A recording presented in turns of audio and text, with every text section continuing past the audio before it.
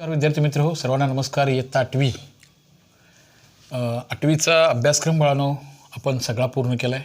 एक ते जे सगळ्या पहिल्या विभागामधले सगळेच्या सगळे लेसन्स, सगळे एक्झरसाइज पूर्ण केलेत. प्रॉब्लेम सेट सगळाच्या सगळा तुमच्यासाठी पूर्ण केला आहे.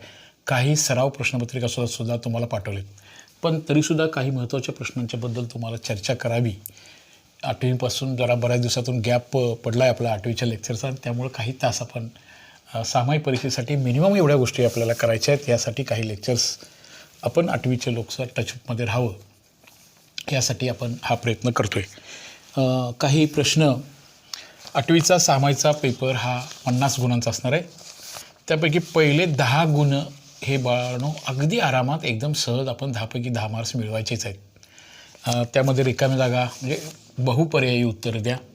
4 पर्यायापैकी एका पर्यायाची निवड करा. तो पर्याय तसे 4-5 गुणांचे प्रश्न असणार आहेत. त्यानंतर 3 गुण आपल्याला जोड्या जुळवायसाठी येणार आहेत आणि 2 गुण हे सत्य विसत्य ट्रू ऑर फॉल्स असं एका स्ट्रोकमध्ये त्याचं उत्तर करायचं आहे की त्या प्रश्नांच्या करता आपल्याला म्हणजे की ते उत्तर आपल्याला पटपट बनवायचे आहेत. आणि असे हे 10 पैकी 10 मार्क्स मिळवणं हे पहिलं टॉनिक असायला पाहिजे आपलं की ते मिळवायचंच आहे. चला तर मग काही प्रश्नांची आपण चर्चा करूया. काही प्रश्न रिकाम्या जागा जोड्या जुळवा ह्या पहिल्या 10 गुण कसे मिळवायचे. बरंचसं सोपं असतं. The lines are in same plane and they are do not intersect. एकाच प्रतलामध्ये 2 रेषा काढल्यात आणि त्या एकमेकांना कधीच छेदत नाहीत. या रेषांना तुम्ही कसल्या रेषा म्हणाल?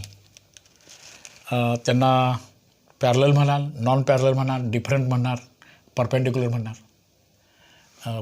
कसल्या रेषा म्हणणार सांगा बरं? समांतर, असमांतर, लंब कसल्या म्हणूया? ज्या 2 रेषा एकाच प्रतलामध्ये असतात आणि त्या एकमेकांना छेदत नाहीत अशा रेषांना कसल्या रेषा म्हणतो आपण? समांतर रेषा म्हणतो. ओके. आता इथं बघूया काही प्रश्न विथ ऑप्शन्स आपण चर्चा करणार आहोत. यापैकी पर्यायातून योग्य पर्याय आपल्याला निवडायचा आहे.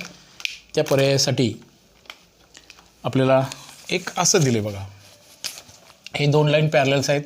एक ट्रान्सव्हर्सल आहे आणि ह्या ट्रान्सव्हर्सलमध्ये हा एक मोठा कोन आहे, हा लहान कोन आहे, याचं माप 3x आहे. Then what is value of x? These 2 lines are parallel. आता त्याने 4 ऑप्शनल्स दिलेत आपल्याला. एक्सची व्हॅल्यू आहे 135, 90, 135 आहे, 90 आहे, 45 आहे, आणखीन एक आहे तो 40च आहे. What is value? म्हणून हा लक्षात येण्यासाठी याचं जरी हे बहुपर्यायमधलं प्रश्न असलं तरी आपल्याला कच्चं काम थोडंसं करावं लागेल. 2 समांतर रेषा. अजून काही मुलांना याही बाबतीमध्ये अजून थोडीशी संदिग्धता आहे. ही क्लिअर करायचं आहे बाळांनो. ह्या 2 समांतर 2 रेषांना एका छेदले असता हा आणि हा कोण कुठल्या प्रकारचा आहे बघा. हा आणि हा कोण ह्याचा सराव करून ठेवा. हा कोण कसल्या प्रकारचा असतो. नंतर असे जे झेड अक्षरावरचे कोण आहेत हे कोण कुठल्या प्रकारचे असतात ह्याचं थोडंसं मननचिंतन झालं पाहिजे. ह्या 2 कोणांना संगत कोण म्हणायचे आहेत. हा कोण, हा कोण, हा कोण, हा कोण. हा झेड अक्षरावरचा हा इतक्रम कोण असतो, अल्टरनेट अँगल असतो, हा करस्पॉन्डिंग अँगल असतो. हे इंटेरियर असतात. 2 समांतर रेषांना एका छेदिकेने छेदले असताना निर्माण होणारे हा कोण आणि हा कोण विशाल कोण दिसतो बघा तुम्हाला. संगत कोण एकरूप आहेत. नंतर व्युत्क्रम कोण सुद्धा एकरूप दिसतात. पण आंतरकोण बाळांनो हा एक लघुकोण दिसतो आणि हा एक विशाल कोण दिसतो. ॲक्युट आणि ॲब्सोल्यूट हे दोन्ही एकरूप नसतात. पण त्यांचं ॲडिशन हे 180 असतं. 2 समांतर रेषांना एका छेदिकेने छेदले असताना निर्माण होणारे आंतरकोण पूरक असतात. याच्यावर पूर्ण विश्वास असणारी मुलं पटपट हा प्रॉब्लेम असं सॉल्व्ह करतील. That's 3x + x = 180. 3x 1x means total 4x. Totally 4x = 180. Therefore, अकेला x = 180/4. 4 4 जा 16. 2 उरले आणि 4 25. अशा रीतीनं आपल्याला ह्याचं x जे मेजर घेणार आहोत ABCD ह्या 4 पर्यायापैकी 45 हा जो पर्याय असेल ABCD मधला C पर्याय असेल तर त्याला आपल्याला घ्यावं लागेल. यासाठी हे संगत कोण, आंतरकोण, व्युत्क्रम कोण ह्या संकल्पना आपल्या क्लिअर असल्या पाहिजेत.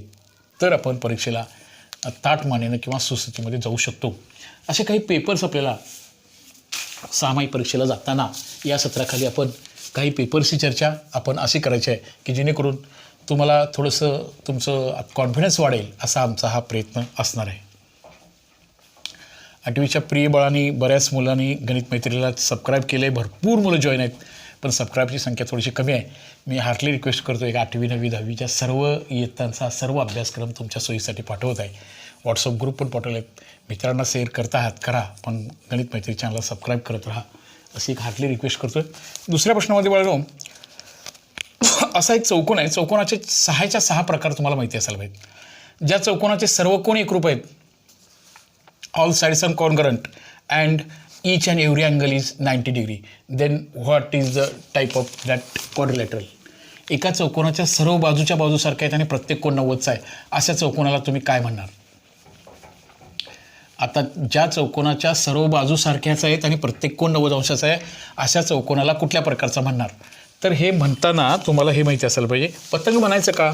मग पतंग म्हणायचं का ह्याच्यासाठी तुम्हाला पतंगाची फिगर कशी असते बघा. पतंग हा साधारणतः असा असतो, काईट हा बघा, पतंग हा असा असतो. असा असेल का? ह्याच्या सगळ्या बाजू सारख्या दिसतात का? नाही. त्यानंतर सेकंड ऑप्शनला इथं सेकंड ऑप्शनला आहे बघा, सबलम चौकोन, ट्रॅपिझम. हा इथं सगळ्या बाजू सारख्या दिसतात का बघा?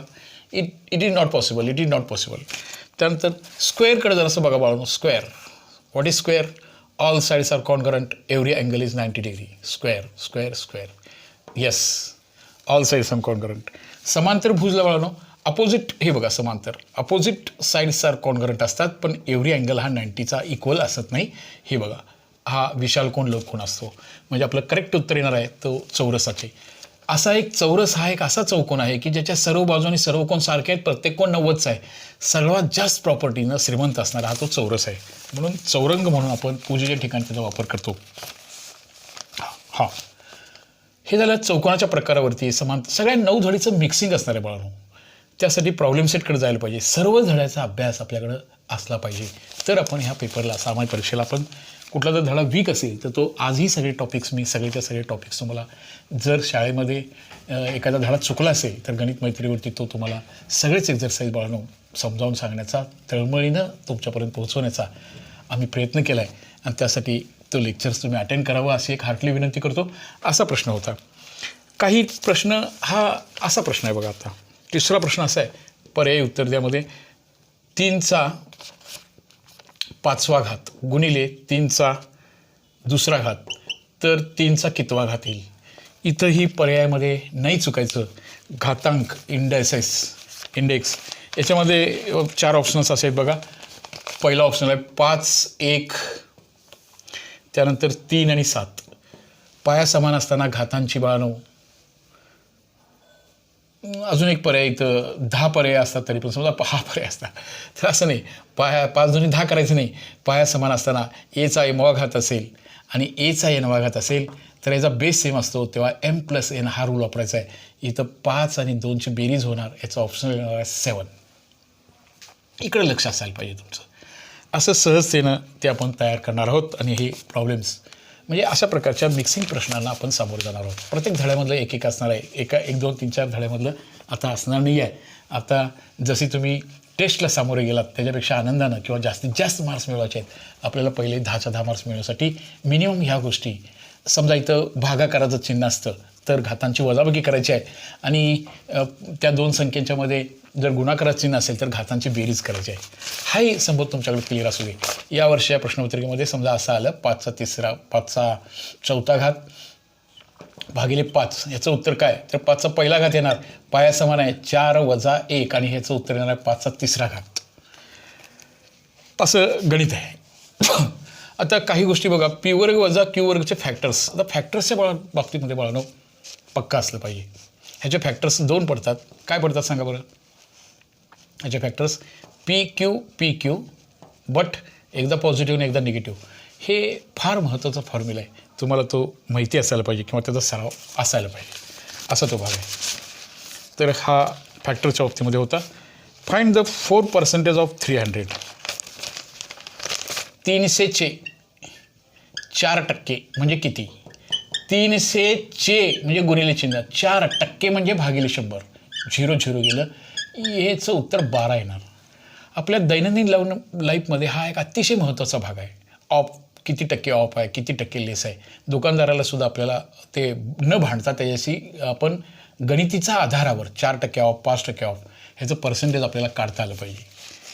व्यावहारिक संकल्पना आहे, त्यामुळे ते अतिशय चांगल्या रीतीने क्लिअर असली पाहिजे. यामुळे कमिशन, सूट कमिशन या लेसनमधले टक्केवारी या सगळ्या गोष्टी आपल्याला पटपट करता आल्या पाहिजेत किंवा तिकडं आपलं लक्ष असायलाच पाहिजे. यानंतर जो लंबदुभाजक आहे, शिरोबिंदूचा लंबदुभाजक, ही संख्या कशी लिहिणार सांगा बरं? ही संख्या कशी लिहिणार? 17चे क्यूब रूट घनमूळ, 17चे घनमूळ कसे लिहितात? 17चे घनमूळ कसे लिहायचं? आता तुम्हाला 4 ऑप्शनल देतो, यापैकी घनमूळ यासाठी कोणतं उत्तर तुम्ही बरोबर घेणार बघूया. अशा सर्व लेसनच्या बाबतीमध्ये सर्वच धड्यामधला महत्त्वाचा भाग सामायिक परीक्षेला जात असताना आपले जे सगळे विभाग 1 मधले सगळे लेसन्सकडे लक्ष असायला पाहिजे, सगळ्या लेसन्सच्या एक्झरसाईजकडे लक्ष असलं पाहिजे, तर आपल्याला या प्रश्नामध्ये चांगले गुण मिळतील. 1-2 धडे वाचले, मध्ये अर्धवट केले नाही चालणार बाळांनो. सामायिक परीक्षेला प्रिपरेशन कसं करायचं, कसं जायचं, तर सर्व लेसनची टच असलं पाहिजे आपल्याला. आता 17चे घनमूळ, क्यूब रूट ऑफ 17, 17चे घनमूळ कसे लिहितात, चिन्हात कसं लिहायचं? आता हे जे 4 पर्याय आहेत त्यापैकी योग्य पर्याय सांगा बघूया. असं लिहायचं का? 17चं घनमूळ, 17चा घन असं लिहायचं का? असं लिहायचं का? असं लिहायचं का? का असं लिहायचं? इथं 3 आहे बघा, आणि इथं 17चं 3/1. 17चं घनमूळ कसं लिहायचं? क्यूब रूट, मूळ, घनमूळ म्हणजे तिसरे मूळ. मूळ ही संख्या खाली असायला पाहिजे बघा. हा झाला 17चा घन. 17चा घन हे झालं 17चं वर्गमूळ. इथं काही नाही म्हणजे 2 असतं. आणि ह्याला म्हणायचं 17चा तिसरा घात, आणि ह्याला म्हणायचं 17चे घनमूळ. म्हणजे याचा करेक्ट पर्याय आपल्याला हा निवडावा लागेल. 17चं घनमूळ, 17चे वर्गमूळाचे घनमूळ, 17च्या वर्गाचे घनमूळ, 17च्या वर्गाचे घनमूळ कसं लिहायचं? आता घनमूळ हे कसं लिहिणार बघा. 17 घनमूळ म्हणजे 3, वर्ग म्हणजे 2. हे जर 2/3 असतं तर हे 17च्या घनमूळाचं वर्ग झाला असता, किंवा वर्गाचे तिसरे मूळ झालं असतं, किंवा वर्गाचं घनमूळ झालं असतं. ह्या संबोध हा लेसन शिकत असताना ह्याच्या अभ्यास पॉईंटमध्ये आपण ह्या सगळ्या गोष्टी क्लिअर केलेत. त्यासाठी बाळांनो तुम्ही त्या सगळ्या गोष्टीकडे नीटपणे बघाल अशी अपेक्षा आहे. असे प्रत्येक लेसनमधला असा हा भाग, प्रत्येक लेसनमधला हा भाग आपण शिकत जाणार आहोत, आपण करत जाणार आहोत. मग आपल्याला ह्या पर्यायी उत्तरे द्या या प्रश्नाची तयारी आपल्याला करता येणार आहे. फॉर एक्झाम्पल मी तुम्हाला असे काही सांगितल्या गोष्टी. आता 3-5 मार्काच्या असे हे 4 ऑप्शनल निवडायचे आहेत. थोडासा विचार करून आपण त्यातले मार्क्स घालवणार नाही आहे. त्यासाठी प्रत्येक घटकामधल्या, प्रत्येक प्रकरणामधल्या मूलभूत संकल्पनेवर प्रश्न असणार आहे. सोपा प्रश्न आहे, पण प्रत्येक धडा आपण बघायला पाहिजे. त्या सर्व लेसनमधल्या, प्रत्येक लेसनमधल्या मूलभूत संकल्पनावर त्या धड्याच्या नावानुसार धड्याला अनुसरून असणारा सगळ्यात सोपा भाग हा बहुपर्यायीमध्ये आलेला आहे. आता मॅच द पेअर्स, जोड्या जुळवा, हा पण भाग एकदम सोपा आहे. आता एकदम सोपा भाग जोड्या जुळवाच्या बाबतीमध्ये. आता अ पेअर आहे, ब स्तंभ आहे, समजा अ आणि ब. आता मी तुम्हाला पहिल्यांदा हे सांगतोय कशा पद्धतीचे प्रश्न आजपर्यंत आलेत, किंवा कशा प्रकारचे जोड्या जुळवायचा भाग आपल्याला करायचा आहे. हे बघा, A+B एका ब्रॅकेटमध्ये आहे, आणि दुसऱ्या ब्रॅकेटमध्ये A-B आहे. सेकंडमध्ये A+B आहे, आणि मग A² - AB + B² आहे. थर्डमध्ये A-B क्यूब आहे, आणि मग ह्याचं बी पेअरमध्ये आपल्याला करेक्ट पेअर्ससाठी आपल्याला ह्या पेअर्समधून कोणाला तरी अलग करायचं आहे, की ह्याच्या पेअर्स आपल्याला करेक्टली जॉईन करायचे आहेत, त्या जोड्या जुळवायच्या आहेत. आता ह्या पेअरमध्ये बघूया. इथं बघा, ए पर्यायामध्ये असं लिहिलं आहे A² - 3A² B + 3AB² - B³. थोडंसं फॉर्म्युला जर नीटपणे ऐकला असाल, A² बघितला असाल, बुकमध्ये नीटपणे ओपन करून बघितला असाल, तर तुमच्या पटशी लक्षात यायला चालू होईल. A² - B², आणि याचा आहे D = A³ + B³ असं आहे. ह्यापैकी करेक्टली जोड्या कशा जोडवाल? थोड्याशा अभ्यासाची, थोड्याशा रिव्हिजनची आपल्याला तिथं नितांत आवश्यकता आहे बाळांनो. थोडी रिव्हिजन, थोडीशी पाठांतर म्हणा, किंवा थोडंसं सूत्रांच्याकडे नीट काळजीपूर्वक बघणं, ह्या गोष्टी आपल्याकडून व्हायला पाहिजे होत्या. त्या झालेत की नाही बघूया. ह्याचं एकदा प्लस मायनस आहे म्हणजे हे निश्चित A² - B² आहे. उलट सुलट A² - B² फॅक्टर्स हे पडणार, ह्याची पेअर्स तुम्ही तसे जोडणार. आता ए क्यूब मायनस बी क्यूब, ए मायनस बीचा क्यूब करत असताना ए क्यूब इथं क्यूब पाहिजे, ए क्यूब मायनस 3, हे बघा मायनस असेल मायनस प्लस 3 ही जोडी आपण ए क्यूब मायनस बी क्यूबला अशी जोडणार. आता हे जे आहे ते कोणाचं विस्तार आहे बघा, हे तिसऱ्या राशीचं आहे, ए क्यूब प्लस बी क्यूबचं. हे सगळे फॉर्म्युले आपण एकदा दोनदा तीनदा बघायला पाहिजेत. ए क्यूब प्लस बी क्यूबचे फॅक्टर्स पडतात A plus B, A square minus A B plus B square. ह्याचा प्रॉडक्ट करून बघितला तर हेच आन्सर शिल्लक राहतं, त्याशिवाय तुमचा कॉन्फिडन्स वाढत नाही. हे का आलं बरोबर हे माहिती असायला पाहिजे. ह्याचा प्रॉडक्ट केलात ह्याचा तर हेच शिल्लक राहतं, आणि ह्याचा विस्तार केलात, ह्याचा प्रॉडक्ट करून बघितलात ए मायनस बी इंटू ए मायनस बी म्हणजे ए मायनस बी तीनदा केलात तर हे उत्तर येतं. यासाठी एकदा दोनदा तरी बघायला पाहिजे. हे फक्त शिल्लक राहिलं कारण हे कोणाचं आहे बरोबर हे तुमच्या माहिती असावं. A plus B bracket square is equal to A square plus twice A B plus B square आहे. हे जर मायनस साईन असतं तर ते ए मायनस बीचं स्क्वेअर आहे. अशा सर्व फॉर्म्युलांना टच झाल्याशिवाय, सर्व फॉर्म्युले माहिती असल्याशिवाय आपल्याला ह्याच्या करेक्टली जोड्या बाळांनो जुळवता येणार नाहीत. ह्या विस्तार ह्या एकमेव लेसनच्या बाबतीमध्ये हा भाग असा जुळवायला काही परीक्षेमध्ये हा प्रश्न असा आलेला आहे. आलं लक्षात सगळ्यांच्या. आता आणखीन एखाद्या पेपर्समधले किंवा आणखीन जोड्या प्रश्न काय येऊ शकतो बघा. तुम्ही हे जोड्या जुळवा, विस्तार सूत्र आपल्याला सामाईमध्ये भरपूर किंवा चांगले गुणांना उत्तीर्ण व्हायचंच आहे सगळ्यांना. तर या सगळ्या फॉर्म्युलेशन्सकडं किंवा ह्या सगळ्या सूत्रांच्याकडं प्रत्येक धड्यामधली सूत्र आपल्याला बघायला पाहिजेत. प्रत्येक धड्यामधल्या फोकस्ड गोष्टी, थोड्याशा डार्क करून लिहिलेल्या गोष्टी आपल्याला वाचायला पाहिजेत की जेणेकरून पहिले 10 मार्क्स मिळवणं हे एकदम सोपं राहतं. 10 पैकी 10 मार्क्स मिळवायलाच पाहिजेत तरच आपल्याला चांगले मार्क्स पडतात. थोडंसं सोपं असतं ते जास्ती. ABCD पर्याय असतं, थोडंसं विचार करून सुद्धा नंतर एखादी खडाखोड झाली किंवा नंतर आपल्याला उत्तर सुचलं तर ते बदलताही येतं. असा तो भाग आहे. तर आणखीन एक पेपरमध्ये काही वेळेला असा प्रश्न आला आहे बघा. अस्तंभ आहे आणि ब स्तंभ आहे. अस्तंभामध्ये काय दिलं आहे बघा, इथं जोड्या सांगितले. आता काही पेपरमध्ये असंही आले तुम्हाला सोपं, मला असा प्रश्न परीक्षेमध्ये तुमच्या येईल अशी अपेक्षा आहे. आता ह्या पेअरमध्ये असं आहे बघा, विक्री किंमत सेलिंग प्राइस, विक्री किंमत. दुसरं आहे 7/6. तिसरं आहे ए प्लस बी क्यूब. आता हे मिक्स केलं की काय होते, न अभ्यास करताही बऱ्याच प्रश्नांची उत्तरं देता येतात. आता तुम्ही शाळेला न जाता किंवा न येता सुद्धा ह्याच्या बरोबर उत्तरं मिळवता येतात. हाही आनंद त्याचा आपल्याला घ्यायचा आहे. अ किंवा ए तो आहे A square plus 23 A square B plus 3 A B square plus B cube असं आहे. दुसरं आहे बी 0.111 ... तिसरं आहे क असं आहे 1.16 ... आणि चौथं आहे ड पर्याय छापील किंमत मार्कड प्राईस मायनस डिस्काउंट सूट. आता अभ्यास न करता किंवा शाळेला न जाता सुद्धा काही गोष्टीचं उत्तर कसं देता येईल. समजा आपण शाळेला गेलो नाही तरी पण ह्याचे 3 पैकी 3 मार्क्स मिळवता येतील. Your imagination is more important that your knowledge. तुमची कल्पनाशक्ती तुमच्या बुद्धिमत्तेपेक्षा सुद्धा म्हणजे की ज्ञानापेक्षा जास्ती आहे म्हणायला हरकत नाही, असायला पाहिजे. विक्री किंमत आणि छापील किंमतीच्या बाबतीमध्ये हे तिघजणी येणं शक्यच नाही, हे सूत्र असलं पाहिजे.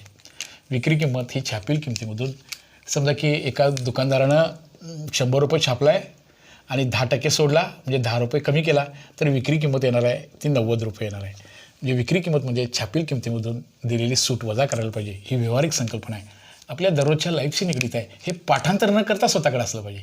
हे सूत्र 3 पद्धतीने वाचलं पाहिजे. छापील किंमत बरोबर विक्री किंमत अधिक सूट असं, सूट बरोबर विक्री किंमत वजा छापील किंमत, हे 3ही प्रकारे सूत्र आपल्याला लिहिता आलं पाहिजे. एकच सूत्र नाही आहे. विक्री किंमत बरोबर छापील किंमत वजा सूट, सूट बरोबर छापील किंमत वजा विक्री किंमत, आणि छापील किंमत बरोबर विक्री किंमत अधिक सूट, असं हे 3 पद्धतीने हे सूत्र वाचता आलं पाहिजे. ह्यासाठी तुम्हाला न शाळेला जाता सुद्धा ह्याचं उत्तर तुम्हाला मिळवता येईल. ओके. आता याच्यामध्ये याचा विषय मिटला. आता हे असलं काय येणार नाही. ही ए बी इथं आल्यात म्हणजे ए बी इथंच येणार आहेत, ह्याच आहेत बघा.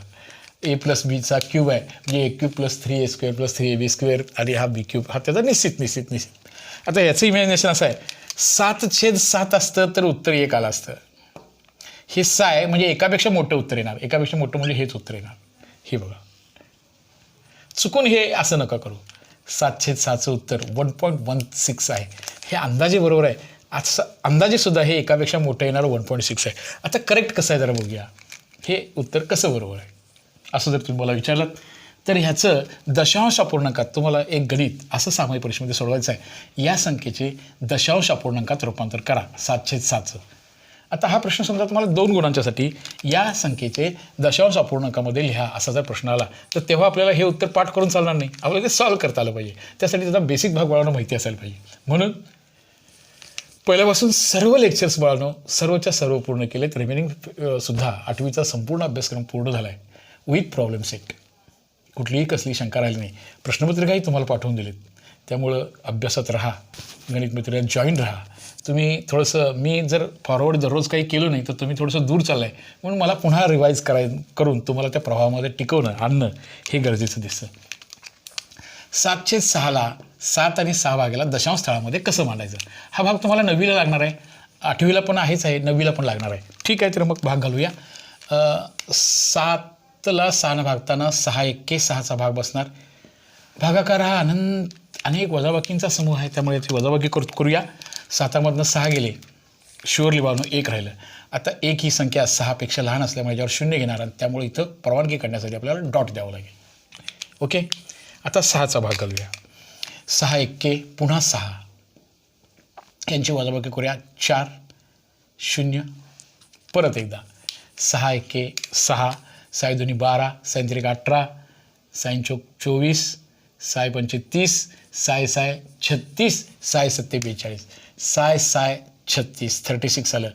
4 राहिलं, पुन्हा 0 पुन्हा 6×6 36. हे जर मी आयुष्यभर करत राहिलो तो आपण तर हे संपणार नाही. म्हणजे 6 6 6 6 पुन्हा येईल आणि म्हणून आपल्याला ही संख्येचं दशांश रूप लिहित असताना बाळांनो हे 7/6चं दशांश रूप 1.616चं 6वर डॉट मारायचं आहे फक्त. 6चं पुन्हा येतं आणि म्हणून याचं उत्तर हे 1.16 येतं. ह्याची तयारी करणं, पहिल्या 10 गुणांची तयारी करणं म्हणजे पुन्हा पुढच्या प्रश्नांच्यामध्ये प्रश्न दुसऱ्यामध्ये आपल्याला हाही भाग आपल्याला म्हणजे जिथं आपल्याला सोडवायचं काम आहे. पहिल्या प्रश्नामध्ये बहुपर्यायी ABCD पर्याय लिहायचे आहेत. दुसऱ्या प्रश्नामध्ये जोड्या जोडायच्या आहेत. पहिल्या प्रश्नामधला दुसरा भाग आहे. त्यात पहिल्यातल्या तिसऱ्या भागामध्ये it is true or false, सत्य की असत्य एवढंच लिहायचं आहे. अशा प्रकारच्या प्रश्नांना आपण सामायिक परीक्षेमध्ये सामोरे जाणार आहोत. जेवढ्या प्रश्नपत्रिका माझ्याकडे उपलब्ध आहेत त्या प्रश्नपत्रिकेमध्ये सगळीच उत्तरं तुमच्याशी डिस्कस करावं असं माझ्या इच्छा आहे आणि त्यामुळे आपण हा भाग करतोय. ओके बाळांनो. असे म्हणून पहिल्या प्रश्नामध्ये जे हे पहिले 3 उपभाग येतात अ ब क.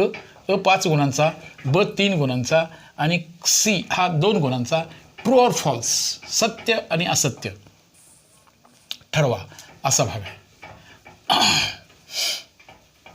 तर तो भाग आपल्याला पुन्हा करायचा आहे किंवा तो पुन्हा भाग आपल्याला शिकायचा असतो किंवा रिव्हिजनमध्ये परीक्षेला सामोरे जात असताना आपल्याला ह्या गोष्टी रिवाईज करून एकदा दोनदा वाचून मग प्रिपेअर करून मग आपली परिस्थिती तयार होत असते. परीक्षा अंदाजे उत्तरं लिहिणे हे अबकडं ह्या पर्यायामध्ये ठीक होतं पण सॉल्युशन मात्र तुम्हाला करता येणार नाही. सगळ्याच परीक्षा आता ऑफलाईन होणार आहेत. ऑफलाईन परीक्षा ह्या ऑनलाईन होत्या तेव्हा त्या बहुपर्यायीवर होत्या. आता तसं असणार नाही आहे. आपल्याला सॉल्व्ह करायला पाहिजे. सोल्युशन हाच कॉन्फिडन्स असतो. गणित ह्या विषयामध्ये केवळ उत्तरापेक्षा गणित सोडवण्याची प्रोसिजर महत्त्वाची असते आणि त्यामुळे ते आपल्याला ते करावे लागेल. ओके बाळांनो. यानंतर हा जो प्रश्न आहे क्वेश्चन नंबर 1मधला is it true or false. संपातबिंदूमुळे त्रिकोणाच्या मध्यगेचे 2:1 ह्या प्रमाणात विभाजन होते. संपातबिंदू, त्रिकोण, मध्यगा म्हणजे पायाचा मध्यबिंदू, ही मध्यगा ह्याचा मध्यबिंदू जोडायचं, ह्याचा मध्यबिंदू हे सगळे जोडायचे आणि हा संपातबिंदू गुरुत्वमध्य जी असतो आणि संपातबिंदूमुळे ह्याचं जे विभाजन होतं ते 2:1 दुप्पट आणि सिंगल ह्याच्या दुप्पट भाग इकडे शिल्लक राहत असतो. हे विधान येस इट इज ट्रू. पण ह्याच्यावरचं मला 3 किंवा 4 मार्काला गणित फार सुंदर येणार आहेत. हे 5 असेल तर ह्याच्या डबल असणार, हे 10 असणार. हे 3 असेल तर हे 6 असणार. हे 4 असेल तर हे 8 असणार. हे 8 असेल तर हे 4 असणार. अशा काही प्रश्नांचे उत्तर आपल्याला द्यायचे आहेत. मध्यकेचे रूपांतर 2-1 रूपात होते. It is true or false? Yes, it is true. X आणि वाय हे दोघांच्या मध्ये समचलन आहे. एक्स समचलन वाय ते चिन्हात असे लिहितात. It is true or false? It is true or false? समचलन असं लिहितात, हे विधान ट्रू आहे. 2-1 हे सुद्धा ट्रू आहे. आता समजा परीक्षेमध्ये तुम्हाला असं दिलं असतं समचलनात आहे आणि हे असं लिहिलं असतं, तर आता मात्र हे फॉल्स झालं असतं. हे कुणाचं चिन्ह आहे सांगा? व्यस्त चलनाचं आहे. हे व्यस्त चलनाचं एक्झाम्पल आहे, त्यामुळे ते तिथं ट्रू असणार नाही. असा प्रश्न होता, selling price is equal to discount minus market price. आता हे विधान ट्रू आहे का फॉल आहे सांगा? सेलिंग प्राईस विक्री किंमत बरोबर डिस्काउंट मायनस काय? Discount minus market price. नाही, डिस्काउंटमधून होणार नाही, मार्केट प्राईसमधून डिस्काउंट वजा करावं लागेल, बरोबर ना? त्यामुळे हे फॉल्समध्ये जाणार. बघा, असा हा भाग ट्रू ऑर फॉल्सला. X is inversely proportional to the Y. X व्यस्त चलन वाय आणि हे चिन्हात असे लिहितात म्हणले त्यांनी. हे ट्रू आहे का? हे इन्व्हर्सली प्रोपोर्शनल. येस, इन्व्हर्स असेल तर हे ट्रू आहे, बरोबर. The quadrilateral having opposite sides are parallel is parallelogram. A quadrilateral एका चौकोनाच्या समोरासमोरील बाजू समांतर असतील तर त्याला समांतरभुज चौकोन म्हणतात. Yes, it is true. ते प्रॅक्टिकली काढून बघा, जरा ड्रॉ करून बघा. तर ट्रू ऑर फॉल्सला असे काही एक्झाम्पल्सना आपल्याला सामोरं जायचं असतं आणि मग आपल्याला त्या गोष्टी सॉल्व करायच्या असतात. असे पहिल्या प्रश्नामध्ये काही जो भाग आहे तो आपल्याला असा सॉल्व करायचा होता. असे आता ह्या पहिल्या प्रश्नामध्ये काही प्रश्न आपण पुन्हा बघत जाऊया. पुढच्या पेपरमध्ये काही नवीन प्रश्न मिळाले तर तोही भाग बघूया. हा पहिल्या प्रश्नामध्ये 5, 3 आणि 2 असे 10 मार्क. बहुपर्यायी, जोड्याजुळवा, सत्यासत्य. आता पुढचा पेपर कसा असणार आहे तो आपल्याला सॉल्व करायला लागणार आहे. आता उदाहरणार्थ सांगतो. मग प्रश्न दुसरा, 8 5, 5 16. पुढील संख्येमधील लहान मोठेपणा ठरवा. ओके बाळांनो, आलं लक्षात थोडंसं? ह्या सगळ्या गोष्टी बाळांनो आपण पूर्ण केलेत. फक्त तुम्हाला तिथं पोचायचं आहे. तुमच्याजवळ गणित मैत्री चॅनलला सबस्क्राईब केला असाल तर हे गणिताचे सर्व लेक्चर्स तुमच्यासमोर येणार आहेत. तुम्ही ते ओपन करायचं आहे, तुम्ही ते बघायचं आहे. ओपन करून तुम्ही अभ्यास करत आहात हे ट्रू केल्याशिवाय पालक बंधू भगिनी तुम्हाला फोन अलाउड करणार नाहीत. घरी किंवा इकडं बाहेर जाऊन त्याचा दुरुपयोग करायचा नाही. पप्पा मम्मीच्या समोर बसून तुम्ही गणित अभ्यास करताय हे जर ट्रू होत असेल तर पप्पा मम्मी तुम्हाला मोबाईल देणार आहेत, अन्यथा नाही. नको ते गेम खेळणे, नको ते मॅसेज पाठवणे, मैत्रिणीशी डिस्कस करत बसणे, या गोष्टीसाठी फोनचा वापर करणे नाही. ओके. या गुणोत्तराचा लहान मोठेपणा ठरवा. How to 5/3 and 7/3. आता बेस सेमच आहे तरी पण तुम्ही असं केलात. समजा इथं 3/2 असेल, असं असेल तर ह्याचा गुणाकार करा, तिरकस गुणाकार -10 आणि याचा गुणाकार 21. हे मोठं आलं त्यामुळे निश्चितच हे मोठं येणार. किंवा पॉझिटिव्ह संख्या म्हणून तुम्ही मोठी घेतली असती तरी चालली असती. हा असं येणार. या संख्येमधला लहान मोठेपणा आपल्याला सहज ठरवता येईल, पण हे प्रॅक्टिकली करावं लागेल आपल्याला. हे याच्यामधलं 21 मोठं आहे म्हणून याचा आन्सर लिहित असताना असं लिहावं लागेल. हा 7/2 हा नंबर मोठा आहे 5/2 पासून, किंवा निगेटिव्ह संख्येपेक्षा एव्हरी पॉझिटिव्ह नंबर हा मोठा असतो, असं सुद्धा तुमचं डिसिजन असलं तरी चाललं असतं. असा भाग होता. नंतर एक्सपांड, विस्तार करा. Expand this. x+2 आहे एका कंसात आणि दुसऱ्या कंसामध्ये x+3 आहे. ह्याचं एक विस्तार करायचा आहे, एक्सपांड करायचा आहे. विस्तार करा बाळांनो. विस्तार मनापासून करायचा असेल, गुणाकार करायचा असेल, गुणाकार हा असा करता येईल तुम्हाला, पण एक्सपान्शनचे काही फॉर्म्युलेज ह्या 8व्या इयत्तेमध्ये तुम्हाला माहिती होऊन गेली. उदाहरणार्थ एक फॉर्म सांगतो. x+a एका ब्रॅकेटमध्ये आहे आणि x+b दुसऱ्या ब्रॅकेटमध्ये आहे. त्याचा एक्सपान्शनचं फॉर्म्युला एकदा दोनदा पाठ करायचं सर लक्षात राहत नाही असं नको बाळांनो. त्याचा गुणाकार करून बघा. हे बाळ फार छान पद्धतीनं एकदा मनापासून लक्षात ठेवला की हे सगळं काही पटपट लक्षात राहतं, हे पटपट आठवतं सुद्धा. असं त्याचं एक्सपान्शन आहे. काय एक्सपान्शन होतं तिथं? त्या दोन संख्यांची बेरीज एकदा करायची आहे आणि गुणाकार एकदा करायचा आहे आणि मग ते ह्या फॉर्मॅटमध्ये बसायचं आहे. हा त्याचा फॉर्म्युला आहे, हा त्याचा फॉर्म आहे, एक्सपांड फॉर्म आहे. मग याच्यामध्ये आपण एक्स स्क्वेअर प्लस ए म्हणजे 3 आहे, 2 आहे, 3 आहे आणि 2 आणि 3चा गुणाकार आहे आणि इथं एक्स आहे बघा. त्यामुळे त्याचं उत्तर येणार x square plus 5x plus 6. हे त्याचं एक्सपान्शन होणार. लक्षात बघा नो, असा हा एक्सपान्शन फॉर्म आपल्याला पटपट करायचा आहे किंवा त्याचं उत्तर आपल्याला पडसी मिळवायचं आहे. Define square. स्क्वेअरची व्याख्या काय लिहिणार? A quadrilateral whose all sides are congruent and each and every angle is 90 degree is called as a square. ज्या चौकोनाच्या सर्व बाजू एकरूप आणि सर्व कोण एकरूप असतात, सर्व बाजू आणि सर्व कोण एकरूप असतात, त्या चौकोनाला चौरस असे म्हणतात. असं सुद्धा ठीक आहे. Define a square. हाच फॉर्म तुम्हाला असा प्रश्न विचारला हा मध्ये एक्सपांड दिस p+8 into another bracket p-3. इथं मात्र थोडासा विचार करायलाचा पाहिजे. हाच फॉर्म आहे, एक्सपान्शन फॉर्म हाच वापरायचा आहे. पण कसं होणार बघा.